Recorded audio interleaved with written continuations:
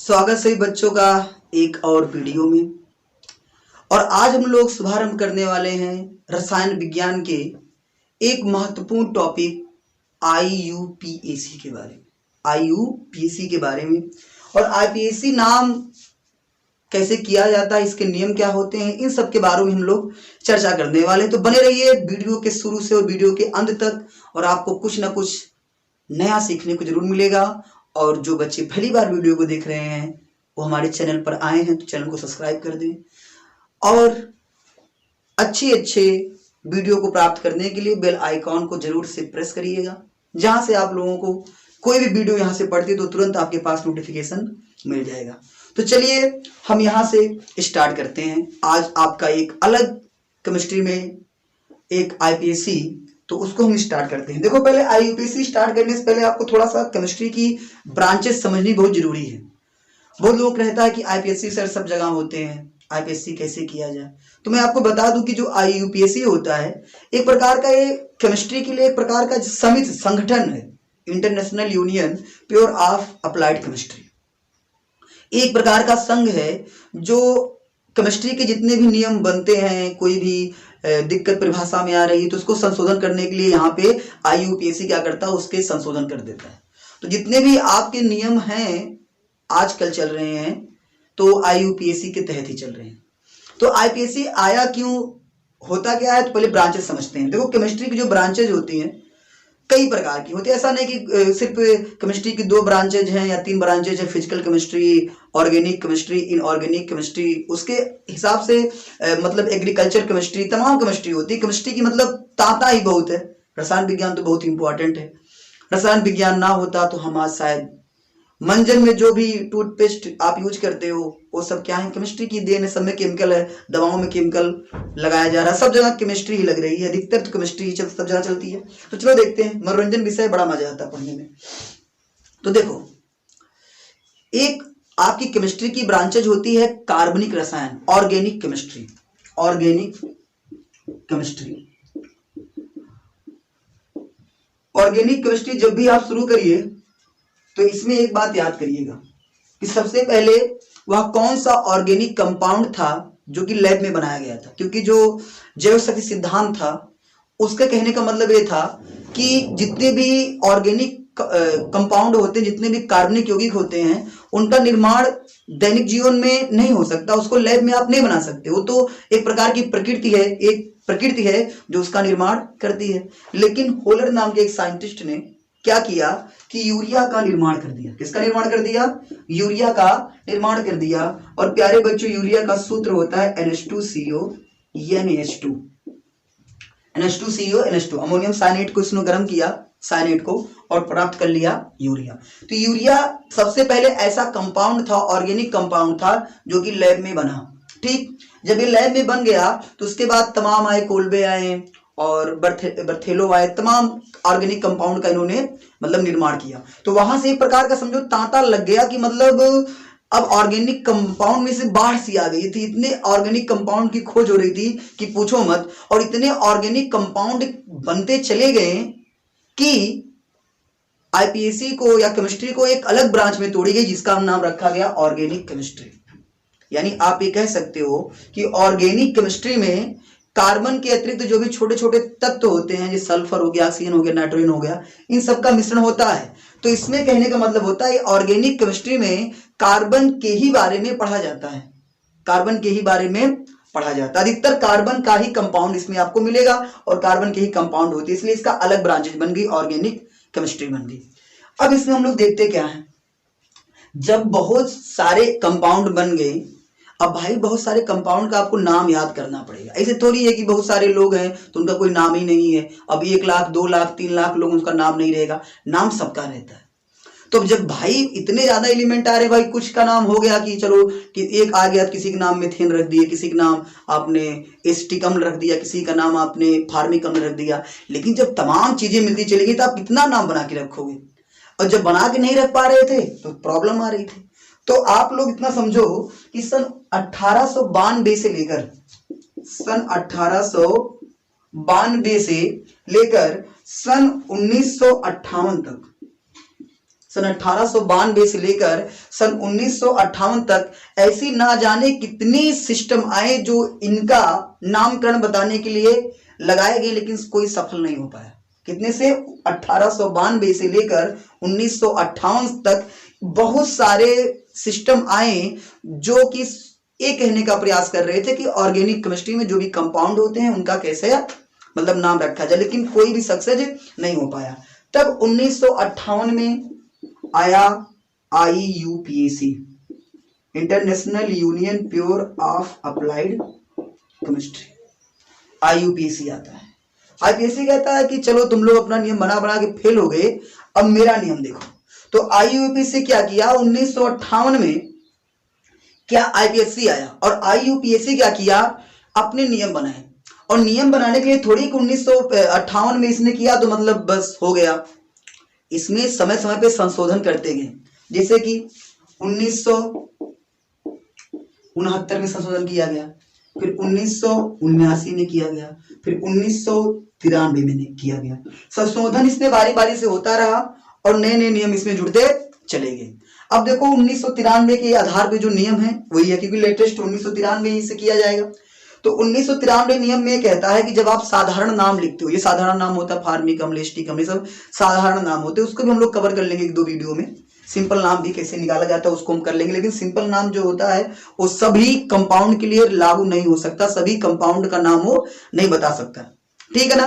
तो IPSC में 1993 के नियम के अनुसार ही बताया गया कि जिसे आप लोग नॉर्मल यूज करते हो, जैसे नॉर्मल के लिए यूज करना तो आप स्मॉल एन लगा देते हो, नॉर्मल ब्यूटेन, नॉर्मल पेंटेन, लेकिन ये नॉर्मल शब्द का प्रयोग 1993 से नहीं किया जाता है।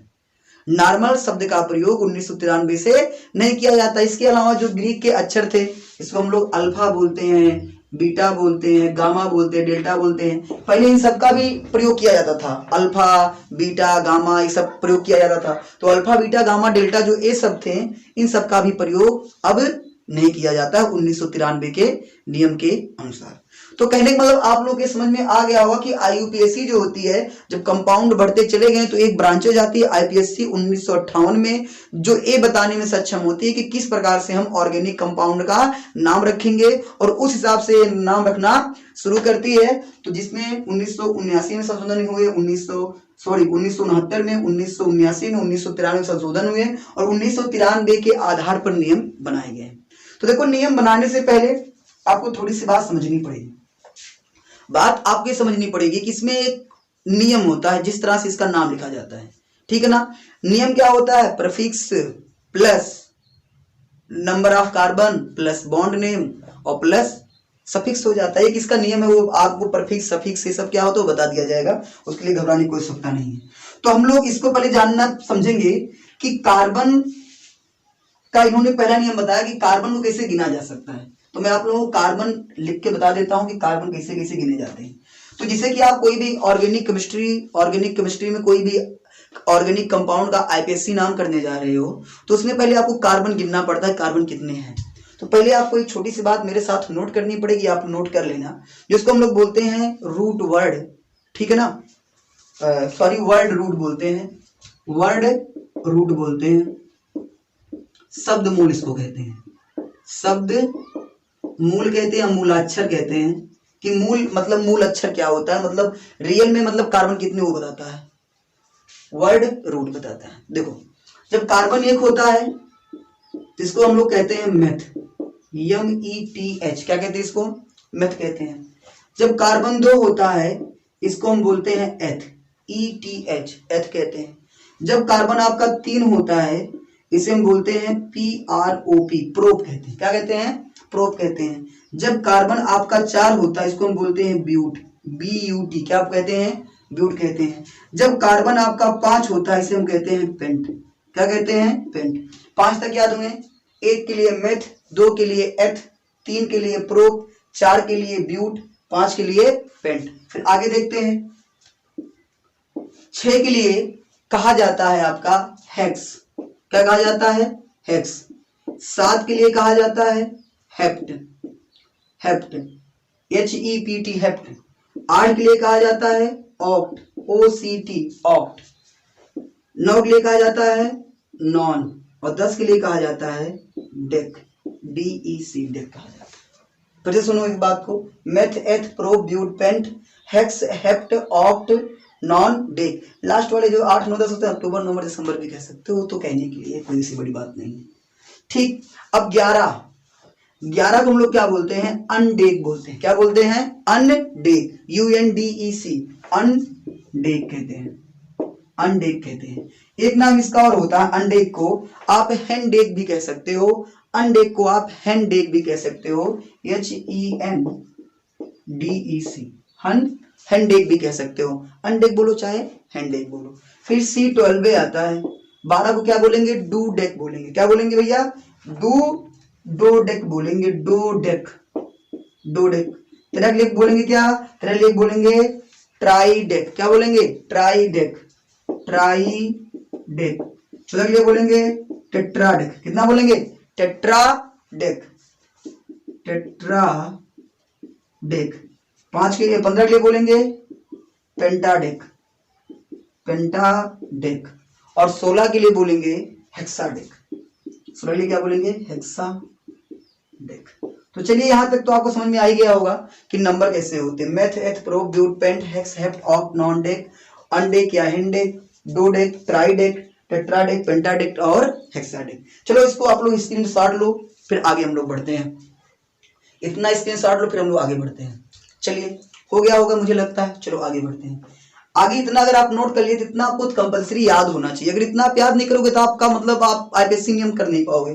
चलो आगे देखते हैं। आगे आपको पता होगा एक होता है सैचुरेटेड हाइड्रोकार्बन, एक होता है अनसैचुरेटेड हाइड्रोकार्बन। मेरे प्यारे बच्चों, मैं आपको बता दूं कि हाइड्रोकार्बन क्या होता है। वह कंपाउंड जो हाइड्रोजन और कार्बन से मिलकर बना होता है उसे हम हाइड्रोकार्बन कहते हैं। वह कंपाउंड जो हाइड्रोजन और कार्बन से मिलकर बना होता है उसे हम हाइड्रोकार्बन कहते हैं। अब हाइड्रोकार्बन 2 तरह का होता है, एक सैचुरेटेड एक अनसैचुरेटेड होता है, संतृप्त और असंतृप्त। देखो संतृप्त सैचुरेटेड में क्या होता है कि जब कार्बन की वैलेंसी तो 4 होती है और कार्बन की जो वैलेंसी 4 होती है, चारों जब सिंगल बॉन्ड ही बनाते हैं तो उसे हम सैचुरेटेड बोलते हैं। और जब कभी कार्बन कार्बन के मध्य डबल बॉन्ड का निर्माण होता है तो उसे हम क्या बोलते हैं? अनसैचुरेटेड बोलते हैं। ट्रिपल बॉन्ड बन जाए तब भी अनसैचुरेटेड होता है। तो कार्बन का जब सिंगल बॉन्ड होता है उसे हम बोलते हैं संतृप्त, और जब कार्बन का डबल या ट्रिपल बॉन्ड बन जाए तो उसे बोलते हैं असंतृप्त बोलते हैं। अब इस बात को समझते हैं। जब कार्बन की वैलेंसी 4 होती है तो कुछ इस तरह से बनेगा आपका, इस तरह से बनेगा, सिंगल बॉन्ड आपका है। कार्बन की वैलेंसी जब 4 तो होती है, जिस तरह जब बॉन्ड बने सिंगल बॉन्ड सब है। जब सिंगल बॉन्ड होता है तो इसमें हम जब IPSC नाम करते हैं तो इसका नाम होता है एन। क्या होता है? एन, बॉन्ड ANE, माइनस का चिन्ह ही बॉन्ड है। बॉन्ड मतलब बॉन्ड ए बनाया जाता है, मतलब लिखा जोड़ने के लिए एक प्रकार का है। तो आप बॉन्ड ना समझो, इसको जोड़ने के लिए एन लगा दिया जाता है, ANE, एन लगा दिया जाता है। या इसका मतलब हो गया एन। चलो मैं मिटाई देता हूँ, इसका कहते हैं एन।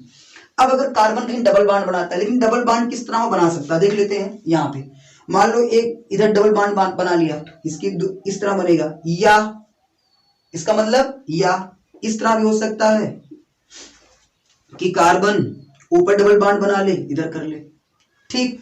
या इस तरह भी हो सकता है कि कार्बन नीचे डबल बॉन्ड बना ले, इस तरह हो जाए। तो इस तरह जब कार्बन में कभी डबल बॉन्ड नजर आए तो इसको हम लोग बोलेंगे इन, ENE। क्या बोलेंगे? इन बोलेंगे। क्या बोलेंगे? इन बोलेंगे। और जब कभी भी कार्बन में ट्रिपल बॉन्ड आ जाए, अब कार्बन ट्रिपल बॉन्ड आ जाए, जैसे मान लो ट्रिपल बॉन्ड इधर बना लिया, यहाँ पे कर लिया, या इस तरह भी हो जाए कि कार्बन का ट्रिपल बॉन्ड इधर बन जाए, यहाँ पे कर ले, तो इसको हम बोलेंगे आयन। क्या बोलेंगे? आयन, YNE, आयन बोलते हैं। तो सिंगल बॉन्ड के लिए हमेशा हम लोग एन लगाते हैं, जब भी कभी डबल बॉन्ड आता है तो उसके लिए इन लगाते हैं, ENE, इन लगाते हैं। और जब कभी भी ट्रिपल बॉन्ड आए उसके लिए हम लोग क्या लगाते हैं?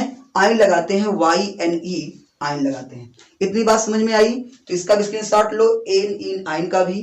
अब देखो यहां तक अगर बात आपको समझ में आ गई हो तो यहाँ पे आप लोग थोड़े थोड़े जो छोटे छोटे IPSC उसको आप करना शुरू कर सकते हो। IPSC के जो भी रूल हैं छोटे छोटे, उस रूल को आने वाली वीडियो में बना दिया जाएगा। अभी तक आप इतना समझो, इसके बाद नेक्स्ट वीडियो जब पड़ेगी IPSC की तो वहां पे इसके रूल के बारे में बता दिया जाएगा और बढ़िया से रूल इसका बताएगा रूल में है क्या, तो उसको आप लोग जरूर देखिएगा। तो चलिए अपना ख्याल रखिएगा, नेक्स्ट वीडियो हम लोग फिर मिलते हैं।